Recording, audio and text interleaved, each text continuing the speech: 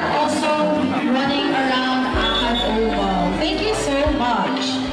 And good morning din po sa mga general runners of the community. Run as one on Facebook or make use of our event hashtag run as one.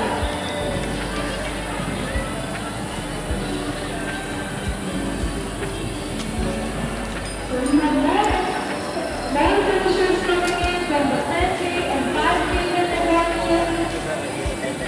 So we have good job to our finishers.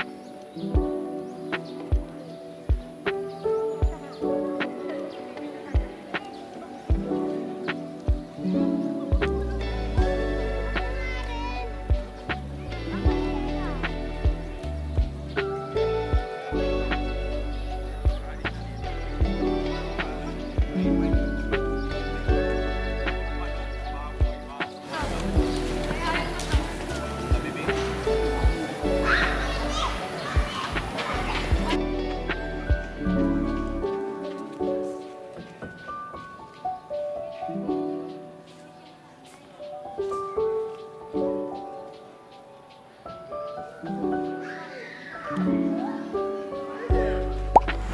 Hey guys, it's me, Baby Lilpin, and welcome back again to my YouTube channel. And yes guys, for today's video, ayan, as you can see sa title, so para maging productive yung araw natin, so nag-walk lang ako sa may UP. Ayan, nasa may UP ako. And then ngayon is pauwi na ako dahil kakatapos ko lang mag-walk. So naka-reach tayo today ng 6 km. So yeah, okay na ako dun. The last week nag 10 km naman kami. Hindi ko na kaya mag 10 km ngayon. Ayun, feeling ko kasi kailangan ko din talaga mag-walk. Ayan, para maging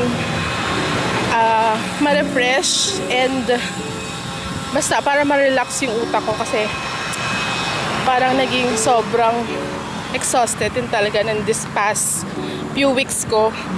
Actually, this whole January, sobrang pangit. As in, ang pasok ng January, ng 2025, guys, sa life ko. Yeah. Ang arte, pero ayun nga. So, pinipili ko na kahit mag-walk every weekend, ayan, kung free ako, mag-walk ako. And yeah, I feel so refreshed. I feel so refreshed. And basta, feeling ko sobrang maging productive ng araw ko ngayon. So, tignan natin kung ano pang mangyayari. And ayun lang guys, samahan niyo ako today. So yeah, pauwi na ako guys. Nasa may UP pa din ako. Palabas na. So yeah.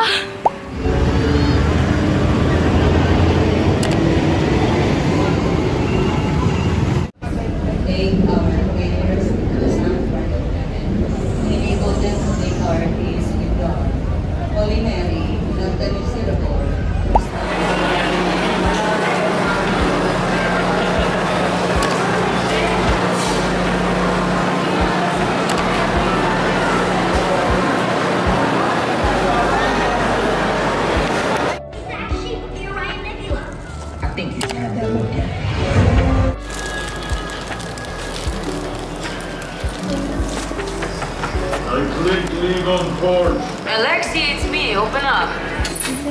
Elena?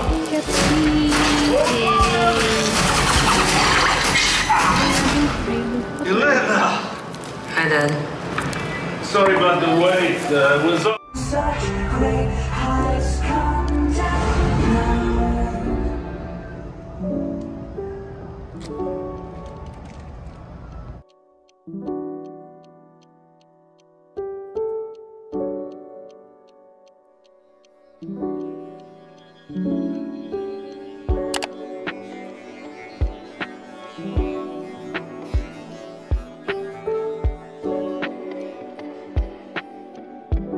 And ayun na nga guys, so finally, after a long day, ayan, kakauwi ko nga lang. Grabe, sobrang dami kong nagawa ngayon.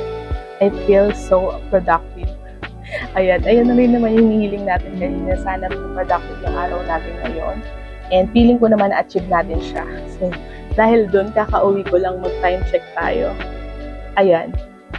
It's already 9:22 PM. Ngayon lang ako nakauwi. Oh my God. And nakita nyo naman kung ano yung lahat na pinaggagawa natin today. And feeling ko naman, hindi naman nasayang yung buong araw ko kasi sobrang na-relax and na-refresh yung buong pagkatao ko. So, ganun lang talaga ako guys. Kapag feeling ko, kailangan ko mag-me time, ginagawa ko siya.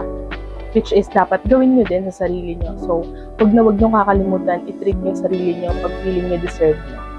Pero wag naman palagi. So, pag feeling nyo lang na kailangan nyo, na i-treat yung sarili nyo, feeling nyo stress kayo, so don't hesitate na i-treat yung sarili.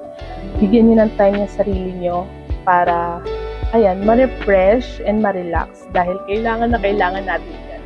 So, yeah, anyways, dahil nga kakauwi lang natin, after ko pala mag-sine, namili lang ako sa Miniso and kahol tayo na pinabili ko sa Miniso.